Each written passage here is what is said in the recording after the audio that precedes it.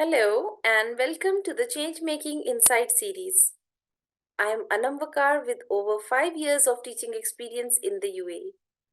In today's session, we are privileged to have Mr. Ali as our guest, who will share the key features of his changemaking model. Mr. Ali has developed a simple and practical method to transform young people into changemakers, successfully tested with over 22,000 youth in Pakistan. So, remarkably, 92% of youth teams using his model were able to create social and economic impact.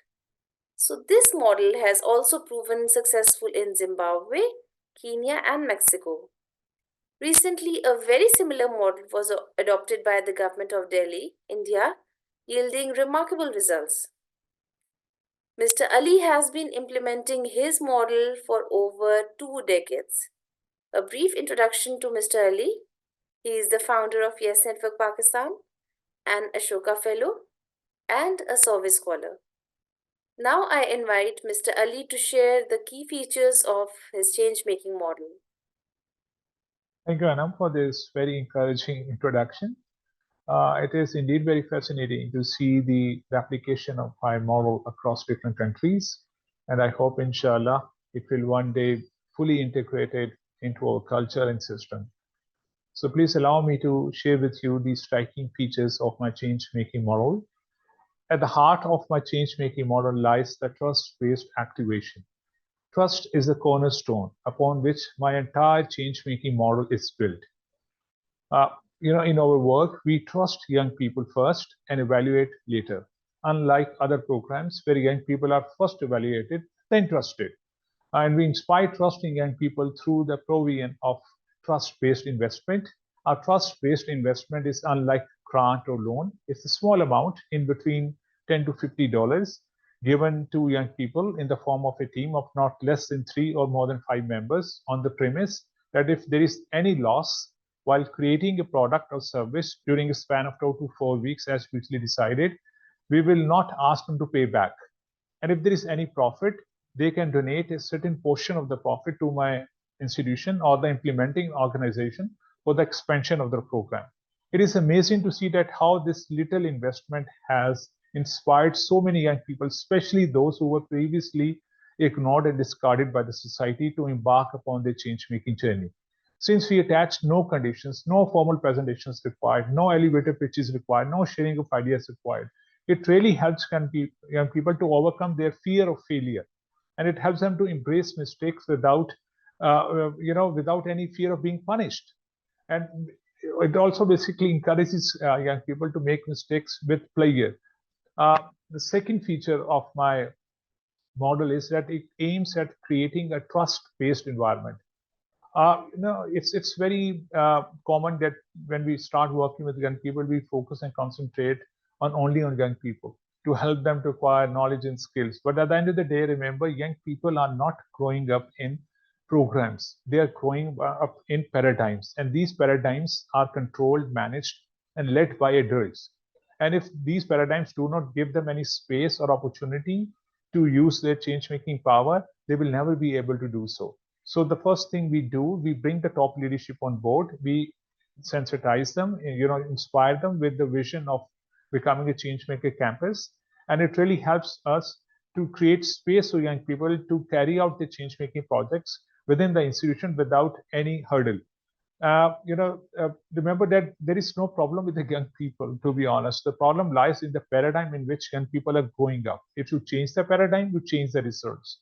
So most of the times we seek compliance from young people, and we get compliance. And when we seek innovation, we get innovation too. So the next feature of my model is inclusiveness. Inclusiveness, not in the sense that we don't leave anyone behind, but also in the sense that we give equal opportunity to those young people who are socially excluded and are excluded on the basis of academic qualifications. Because there are many young people who have great ideas, but they are unable to write, they are unable to present. So we remove all the conditions. We ask them simply form a team, take this amount, and begin the change-making journey. And you look at the results that majority of young people who had previous no experience of entrepreneurship or social entrepreneurship, were able to win the competitions. Uh, Another feature of my model that it transforms young people into donors and solution providers. You see, it takes only just 2 to 4 weeks for young people who many of them were struggling financially to rise above from these challenges and become donors from my institution. You see, the amount we have given to them, they were able to double it. When you look at the results, as Anam has already shared, 92% of young people, but of youth teams participated in our programs were able to create social economic impact. Not even 1% lost 100% of the investment provided to them. It shows that what we are missing out. And when we don't look down at young people, positive change impact upon the lives of everybody. So the next feature of my model is that it breaks the cycle of poverty. You see, out of 22,000 young people we have engaged, 15,000 young people were getting scholarships from the state, which means that they were getting uniforms, fees, and other expenses so that they can continue their studies. And when they were given a chance to use this amount to produce product or service and rise above from poverty, they were able to do so in the shortest period of time. And for me, you see, poverty is absence of self-production, and we force young people to stay away from production. And there is no success without production. We need to ask this question to ourselves: How young people can be successful today, not tomorrow? The only way can be successful today is by producing something. If they're not producing something, they will never be able to succeed in any field. So we allow young people to begin their change-making journey, start with small baby steps, and slowly and gradually expand it as per the need and confidence. As they grow with the experience, they automatically expand their interventions. As we have seen over the years, that when young people start, involving in change-making programs, slowly and gradually define the purpose of their life. They align themselves to the needs of the society, and it has multiple benefits. So my model really helps young people to rise above from poverty in the shortest period of time. Another feature of my model is enterprise orientation. It means that every youth team has to produce a product or service. We never ask young people to go out and plug into the existing programs. Our challenge is to young people to go out, use your natural abilities, your ability to see, observe, feel, imagine, create, and then produce a product. Be first, fast, and unique in meeting the needs of the society. And now remember, we are giving a very small amount to young people. So whatever product they produce, it is always for, especially for those people who are living at the base of the pyramid. When you look at the population of world today, you will notice that half of the population is living under $7 per day. It means they don't have the buying power. So when these young people create products and services, they create low cost, high quality products. And when you look at the results, it looks like they were super successful in inspiring these people to buy the products. The next feature of my model is that it begins with personal transformation, then it leads to a societal transformation. I personally feel that societal transformation is not possible without personal transformation. And this happens in many programs, especially in startup programs. What happens, we inspire young people with big rewards, with big grants. So at the end of the day, they were not able to fix their own belief system. They were not able to think and act in a different way. They want to look like an entrepreneur, don't act like an entrepreneur. So what happens in my model, they are encouraged to use their internal resources first, and then they expand slowly and gradually. Basically, the whole idea is to allow young people to look inside before looking outside, and to help young people overcome their limiting belief system, and to help them to act and think in a different manner. It is based on the self belief that everyone is born with this incredible change making power. It only requires a trust based environment to reveal it. The next feature of my model is that it is very simple and scalable. It doesn't require any heavy funding. I never throw money at the problem. I never build up incubation centers. I never waste money on trainings. I simply create a trust-based environment to help young people acquire, you discover and use their change-making power. And you see, this model can be easily implemented, has been implemented in school colleges with very low budget, because you can easily allocate a small amount of fee from from your income, and you can activate from that fee large number of young people as change makers. And when you look at the results we have achieved, It shows that young people are able to double the amount in the shortest period of time. It is a faster model than microfinance model.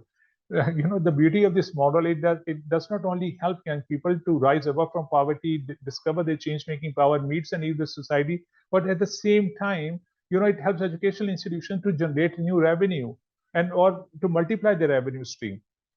So, lastly, I would say another very important feature of my model that it transforms educational institutions into change-maker campuses.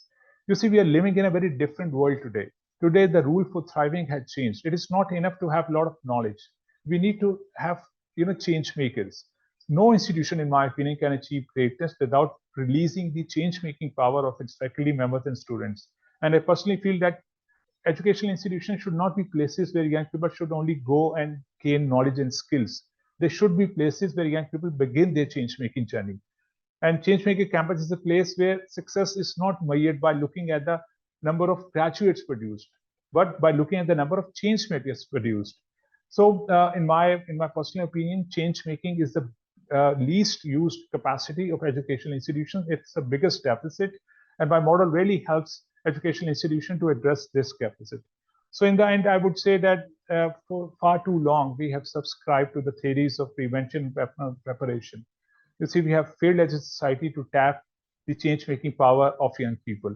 Society is the custodian of the change-making power of young people. It is really a crime for me if any educational institution, let young people go out without discovering and using their change-making power. There is no rule which says that young people cannot become change makers during studies. So today we have a choice. Should we continue to see young people as buyers of our products and services, or should we elevate them to the status of change makers? In this new world, you see, if you are a change maker, you are in the game. If you are not, you are out of the game. Thank you so much. Thank you, Mr. Ali, for generously sharing the features of your change making model. It is undeniably powerful yet remarkably simple and easily implementable. I'm confident that your insights will inspire educational institutions, policymakers, and parents to adopt this model and harness the change making abilities of our young people. Your contribution is invaluable, and I extend my sincere gratitude for sharing your key insights. I eagerly anticipate another exciting change making insights series session with you. Thank you and stay blessed.